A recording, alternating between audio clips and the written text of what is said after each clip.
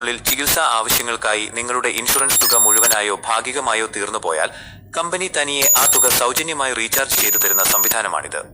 ഒരു ഉദാഹരണം, നിങ്ങൾക്ക് 5 ലക്ഷം രൂപയുടെ ഒരു ഹെൽത്ത് ഇൻഷുറൻസ് ഉണ്ടെന്ന് കരുതുക. ആദ്യത്തെ ക്ലെയിം, ഒരു ഗുരുതരമായ രോഗം വന്ന് ആശുപത്രിയിലായപ്പോൾ 5 ലക്ഷം രൂപയും ചിലവായി. ഇപ്പോൾ നിങ്ങളുടെ ഇൻഷുറൻസ് ബാലൻസ് 0. തുക പുനഃസ്ഥാപിക്കൽ. ഈ ആനുകൂല്യം ഉള്ളതിനാൽ ഇൻഷുറൻസ് കമ്പനി നിങ്ങളുടെ അക്കൗണ്ടിലേക്ക് വീണ്ടും 5 ലക്ഷം രൂപ കൂടി തനിയെ ക്രെഡിറ്റ് ചെയ്യും.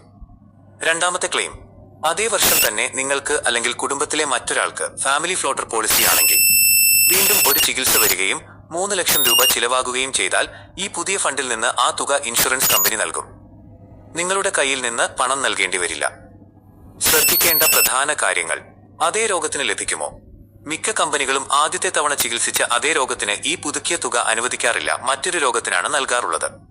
എന്നാൽ പുതിയ ചില പോളിസികളിൽ അതേ രോഗത്തിനും നിബന്ധനകളോടെ ഇത് അനുവദിക്കുന്നുണ്ട്. അടുത്ത വർഷത്തേക്ക് മാറ്റാൻ കഴിയില്ല. പുനഃസ്ഥാപിച്ച തുക ആ വർഷം ഉപയോഗിച്ചില്ലെങ്കിൽ അത് അടുത്ത വർഷത്തേക്ക് ബാക്കി വെക്കാൻ കഴിയില്ല. ഒറ്റ ക്ലെയിമിൽ ഉപയോഗിക്കാൻ പറ്റില്ല. നിങ്ങളുടെ ആദ്യത്തെ ഹോസ്പിറ്റൽ ബിൽ 7 ലക്ഷം രൂപയായാൽ പോളിസി തുകയായ 5 ലക്ഷമേ ലഭിക്കൂ. ബാക്കി 2 ലക്ഷം നിങ്ങൾ കയ്യിൽ നിന്ന് നൽകണം. അതിനുശേഷമുള്ള അടുത്ത രോഗാവസ്ഥകൾക്ക് മാത്രമേ ഈ 5 ലക്ഷം രൂപയുടെ റീഫിൽ ഉപയോഗിക്കാൻ പറ്റൂ. കുറിപ്പ്: കുടുംബാംഗങ്ങൾ ഒന്നിച്ചുപയോഗിക്കുന്ന ഫാമിലി ഫ്ലോട്ടർ പോളിസികളിൽ ഈ ആനുകൂല്യം വളരെ ഉപകാരപ്രദമാണ്.